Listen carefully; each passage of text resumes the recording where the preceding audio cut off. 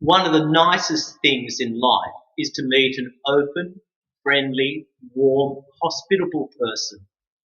Hospitality is the true hallmark of a follower of Christ. Once upon a time, in a far, far, far away land the other side of Woods Valley, the long winter had ended and spring had come. All along the street, the people rejoiced. They threw back their curtains, they opened their windows. Fresh air, sunlight and warmth poured into their homes. Thank God for spring, thank God for the sunshine, they cried out and exclaimed. Just then, a beggar appeared at the end of the street. He was quickly spotted through the open windows. One by one, down the length of the street, the windows quickly closed. The curtains were silently drawn and the locks were put back on the door. The beggar knocked on each and every door in the street, but not one door opened to him. Forlornly, he left the street and headed for elsewhere.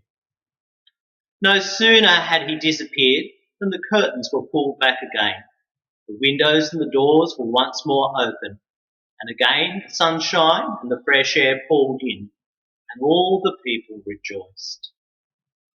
Strange how our homes are always open to receive God's sunshine and fresh air, but they're not always open to receive a child of God, especially someone who comes in the form of a stranger. Christ urges us to be hospitable. Today, hospitality is a very different matter from what it used to be in the days when nobody locked their doors. Sadly, those days are gone. Today is a day of locks and bolts and chains and peepholes and alarm systems and dogs. Yet today there is more need than ever for hospitality and friendliness. In the world today, there's a lot of loneliness and a lot of strangers, aliens and displaced persons. Hospitality, though, to a friend is actually no big deal. There's no risks involved and there's every likelihood that the favour's going to be returned. But hospitality to a stranger is a great thing. You don't owe anything to a stranger and there's a risk to be involved. But Christ calls us to welcome the stranger into our midst. To be hospitable doesn't mean making them like us. It means accepting them as they are. This enables them to shed their strangeness and become members of the community. Many churches will say, "Oh, we're a friendly church. We welcome everyone. We get on so well together." And we do with each other. But what about the stranger? In schools a few years ago, there was a program. It was called Stranger Danger, where children were taught to be aware of strangers. And the churches learnt this very well. What happens when a stranger comes into the congregation?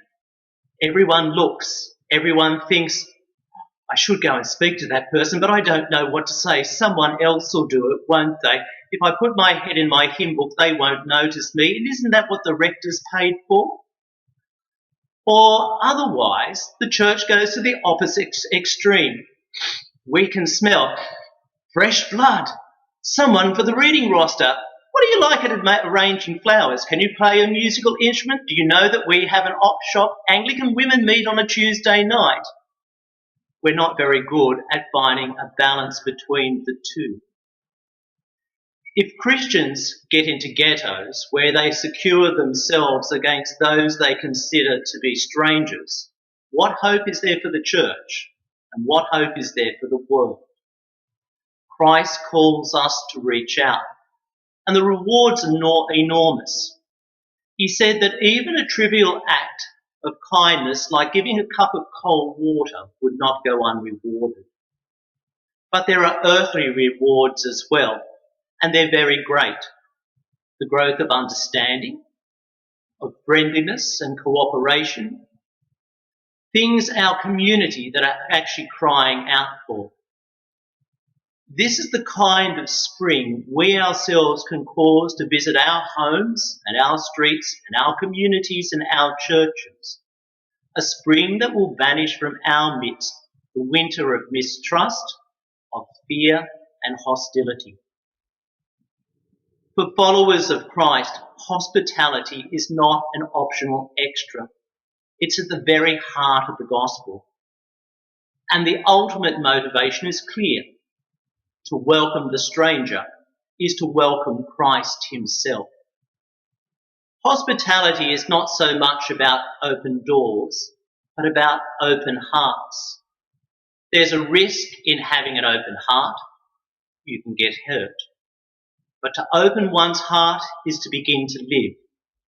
To close one's heart is to begin to die.